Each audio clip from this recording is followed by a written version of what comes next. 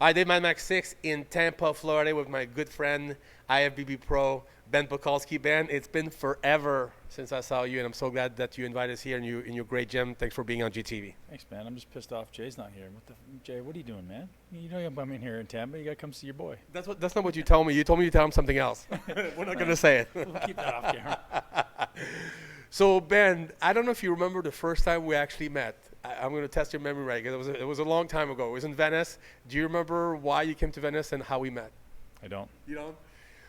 You were actually supposed to do a shoot for Flex magazine, and you were supposed to spend the whole entire day with Chris Cormier. You came to the store, and we waited 8 hours for him to show up. And then finally, Donnelly was there, and he said, we have to scrap the shoot. So you waited all day long for nothing. You don't remember that? I do remember that. Yeah, it was like 2007, I think. I shot with Robert Reef, and then I came to shoot with you guys. And yeah, I don't remember waiting for Chris. I probably was eating the whole day, bodybuilder styles. You just hung at the store all day long at Max Muscle with me. Yeah, I do remember that now. Yeah, oh man, okay. So a lot has happened since then. For a while, you actually were living in Cali. You actually stayed at Kathy LaFrancois's gym, her house. A lot of people have stayed there. Tell me a little bit, how was that to, leave from, I want to go back, like way back. So tell me, how was it to move to Cali and those first 2 years? I think it's a bodybuilder's dream, right? So previous to that, I had lived in Cali, and just kind of before I was even, a pro. So yeah, you were amateur when I met you. Yeah, so I was out there often, summer times and stuff off school. So kind of knew the lay of the land a little bit, and then moving out and living with Kathy was, it was only meant to be a couple weeks. And she goes, "Please stay with me. I love having you here." And I was like, God. You speak. Yeah, she's awesome. I mean, love the lady. So I ended up staying, and whether or not it was a good decision remains to be seen. But it was a great year at prep. Having her gym was amazing. Yeah. She was a huge help. I love Kathy, a wonderful human being. It was a great experience, man. I think my entire experience being in Venice was incredible for me, because that's what I made it, right? Yeah. Some people say, I hate Venice. Some people say, I love Venice. It's going to be whatever you make it. Yeah. So you had a good experience. How many years did you actually stay in Cali? 2.5, I think. So it seems longer. Is that it? Yeah. Well, so because I was there I was there often, but only 2.5 or 3 years. Okay, actually leaving. Yeah, sometimes people, you see them all the time, you just figure that they live there, but they don't, so that's what happened. Often, because every time I was in university for the summertime, I was like, I'm going to Cali, I'm going to go train, living in Newport Beach. My family had a house in Newport Beach, so I spent a lot of time there. Oh, I didn't know that. Yeah. Okay. Yeah. Wow, what would you stack Kathy if you're at a house in Newport Beach? Wow. Well, so that my aunt had a house in Newport Beach. So once I came down to be a bodybuilder, I was like, I can't be driving from Newport to Venice, and I was there to train in Venice. Yeah. Kathy's place was way too far from Venice, but I usually drove twice a day. You know that. Yeah. I drove in like an hour, sometimes more, depending on traffic. And if you left after 2 o'clock, it was going to be 3 hours. And half the time, I'm sitting behind the wheel, falling asleep. Yeah. Terrible, man. Terrible. That's the bad thing about Cali traffic. Yeah. And then you decide to make you move to Florida. Is that what happened? Did you go back home first? Did you go back to Canada, or you actually came straight to Florida after leaving Cali? Straight to Florida. Okay. Yeah. And why to move? Pregnant girlfriend. Is she from here? Now wife. Yeah. Okay. Yeah, she was living in just south of Tampa. Okay. I was like, well, I'm not moving to that small town, so let's go to Tampa. And we found, the criteria was I need to be close to Whole Foods and close to Powerhouse, because I knew the Powerhouse was here. That was it, man. She found us a great house. We moved, and 2 kids later, life's good. You skip over the whole bodybuilding career, so we're going to talk about that for a second.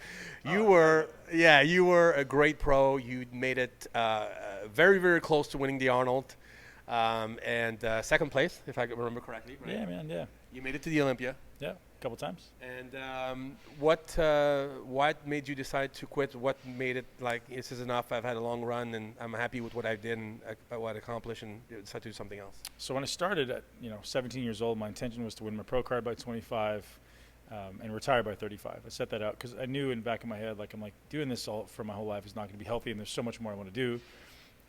My intention was to win a couple Olympias in the middle there, but that didn't happen. But so my kids, when I was 30, I had my son. I thought my son was born, and it really changes your priorities, man. You realize you value things differently. You can't be selfish and narrow-minded anymore. So my priorities shifted, man. There's a lot of reasons, to be honest. So my health is fantastic.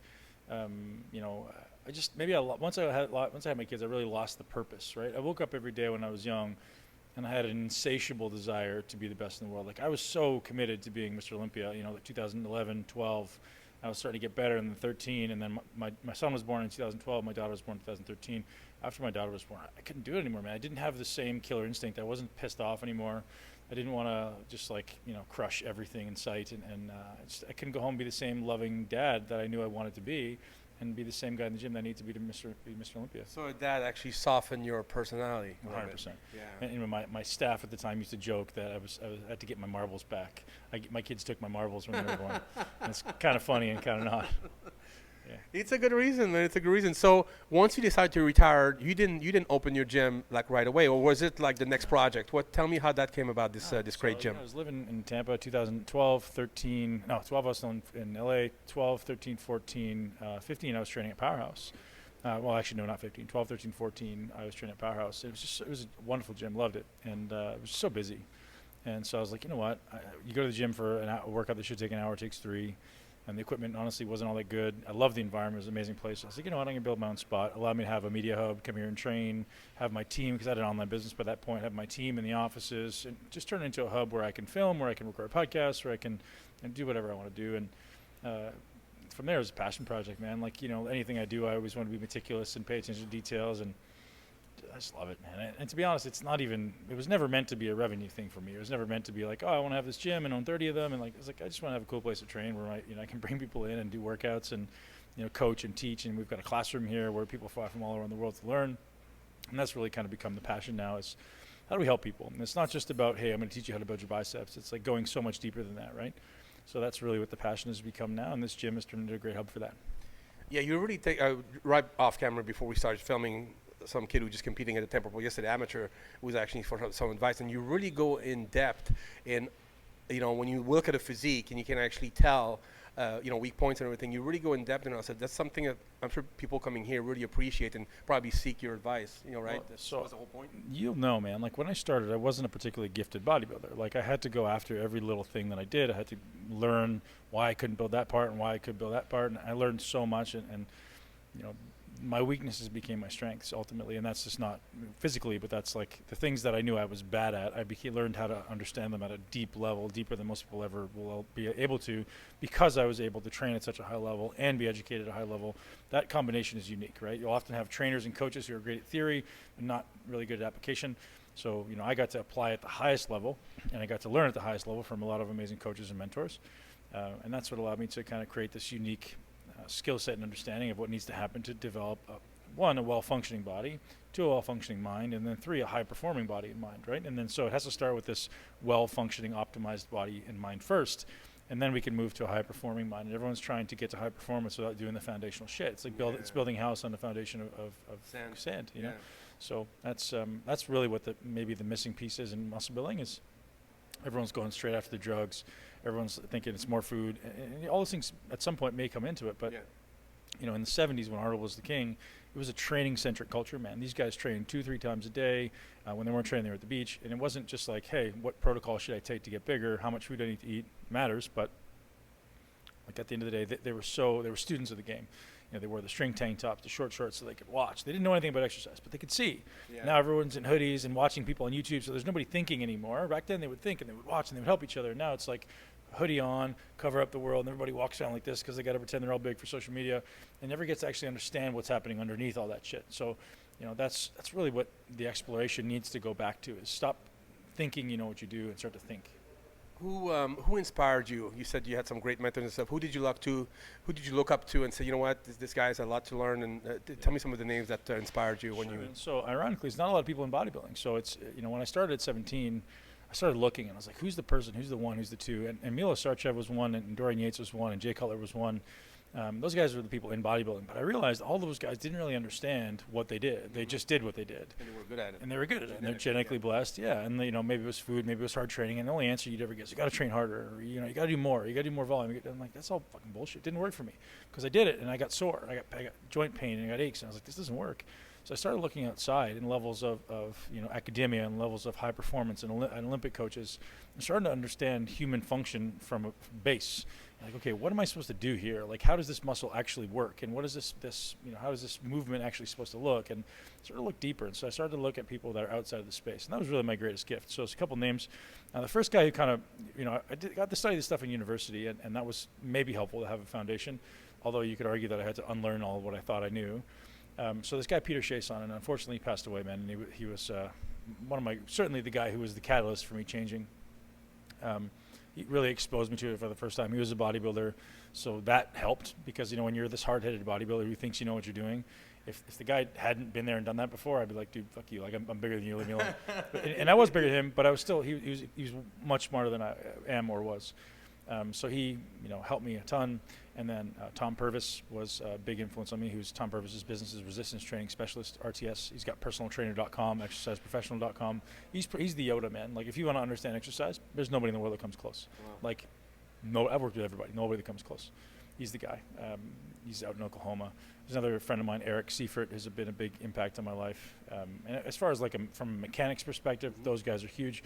And then there's this like sprinkling of experts in what they're experts at, right? You have neuroscience experts, and you have breath experts, and you have foot mechanics experts, and spinal mechanics experts, and all these people that are, you know, you're kind of sprinkling on all this wisdom of people who are specialists in what they do.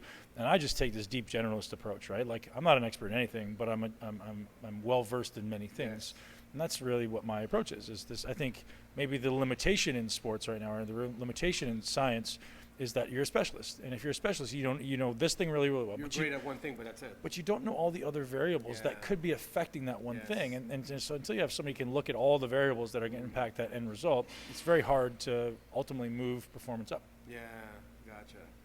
So tell me a little bit about the place here. So how does this MI40 work? Is this a private gym? Is it a VIP gym? Is it some? Tell me a little bit about it. It's all the above, man. It's whatever wants to be. So we've got 100 members, and we keep it that way, just to kind of keep the lights on. And so only 100? Only 100. So wow. For a long time we had no members. For the first 2.5 years, no members. We just did one camp a month, and a camp is we'll have anywhere from 12 to 18 people come in the classroom, and we teach them for 3 days. And you know, I think everyone except for one, and I remember this guy specifically, have said, you know, it's the best experience I've ever had, life-changing experience.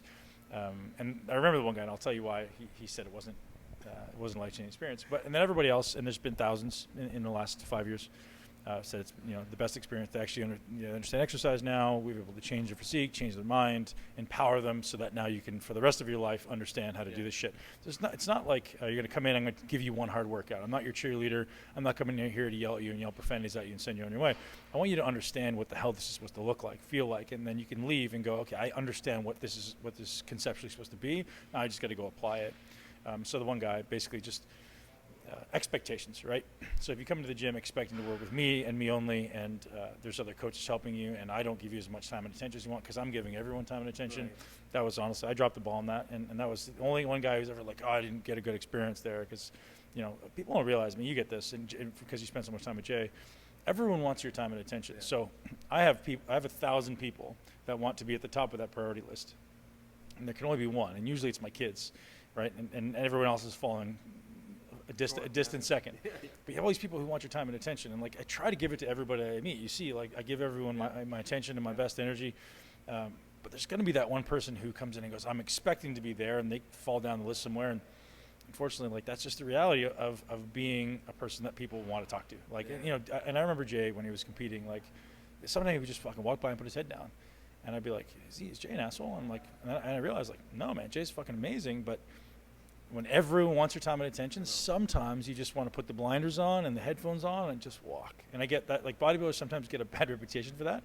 But, man, we're walking billboards, right? You walk down the road, hey, how much you bench? How big are your arms? You know, are you on steroids? Like, constantly. And you're just like, fucking leave me alone. So, that, I mean, you understand why bodybuilders get, on top of being, you know, depleted and tired. And so as a bodybuilder, anyone watching an aspiring bodybuilder, you have to accept that as part of what we do. Realize you're a professional. And you show up 100% for everybody that comes into your life. Here's why. There could be one person who aspires to be like you or looks up to you more than anyone else in the world. And that might be their one time. It might be the 3,000th person that's waited in line for you that day. So you've talked to 3,000 or 5,000 people. But that one person, you're the most important thing in the world. And if you don't give them your time and attention, you could ruin that person's day. You've lost a fan. You've lost income. You've lost a lot of things. And you're tarnishing that reputation. So I aspire to everyone that I meet to make sure they in that 1 minute or that 5 minutes that I get to spend with them, they're the most important thing in the world. And that's a lesson in life, man. Like business, kids, family, wife, like all that. Wow. How old are you now, Ben? 39, man. Wow, the big 40's coming. When? Coming up next March. Okay. So I'm actually going to get in the best shape of my life at 40. That's my plan. Are you going to do a photo shoot? What are you going to do? Yeah? Yeah. That's I'll let you in on my secrets later, Dave. Save that for my YouTube channel. Yeah. What is your YouTube? What would you just MI40? Yeah, MI40, Muscle MI40, Intelligence, okay. MI40, both of them. You guys go on YouTube, MI40, subscribe to Ben's video. They're awesome. He teaches you a lot. So sometimes people like to watch video for motivation, but sometimes they want to watch because they want to learn something. And I love those shit. I'm trying to teach you. Well, it's inspiring in different ways. Empowering, I think, is a different way. So yeah, my goal, like, I think inspiration is bullshit because it's fleeting. It's just like motivation. Like, you're motivated for 10 minutes, then all of a sudden it's gone. But if I can empower you to realize you can change your body and you can do anything, you can build any amount of muscle, you just haven't learned how yet. Yeah. Well, and without pain, right? So many people run into these bullshit excuses around genetics and I can't do it because I have pain or I'm old. It's all nonsense. You just don't know how to do it yet. We can build a lot more than we think. And I don't think we're anywhere near the human potential, especially in a natural sense, right? Like drug enhanced is probably pretty damn pushed. Like some guys just respond no matter what they do. They have a very low threshold for stimulus. A little bit of stimulus, they grow. Yeah. But you have all these other guys who are kind of average genetics or not really genetically bestable muscle. I really believe, and that goes across all sports. And that's most people. Most people are average, genetically. But I believe across all sports, we're going to level the playing field. So this performance science that exists now, I don't know that it's going to help the best get better, maybe. But what it will help is the average or mid-level athletes now be world-class. Yeah, because now we can look at all the levels of performance. We get objectified. So we know exactly what we should be looking at, all the variables. And hey, this is your weakness. Let's make that better. Hey, that's your strength. Let's make that, like we can go after those things that in the past we didn't really know. Yeah. And so there's so many variables that kind of go in all those boxes you got to check to be the best. Wow. Yeah. I could talk to you for hours, man. One last question. What does MI40 stand for? And the 40? Well, so when I originally built the program, so it stands for Muscle Intelligence. When I originally built the program, it was 40 days. So when I originally built MI40, it wasn't meant to be a brand. It was just meant to be a program. So when I built it in 2011, I'm like, it's MI40, so it was this idea of a 40-day program, 40-minute workouts, and 40-second sets. So it was like everything was based around the number 40. I was like, well, that just kind of works out, and people have a good connotation with the number 40. It's biblical. There's a whole bunch of and as far as like the amount of time for skill acquisition is said to be around 40 days, and the ideal amount of time before you're supposed to change your program is, they say, is, again, subjective now, I realize, but at the time it was catchy. It was a good name. That's what it is. So now it's really shifted into like this kind of. Most people know it's Muscle Intelligence, and the number 40 was that. Okay. I got Muscle Intelligence, but I was like, what's 40? I'm glad I asked. Ben, thank you so much for taking your time today. I know you're really busy, and we're supposed to, I actually asked you to shoot on Sunday, is what he said. Dave, Sunday is family, so we have to do it Saturday. That's how great of a dad this guy is. So I really appreciate being on JayTV. Go check out his website, Big Ben. Always a pleasure, man. Thanks for being on the channel. Thanks, brother. Appreciate being here. Dave, my Max 6 with Ben Pakulski for JayTV, and we're out.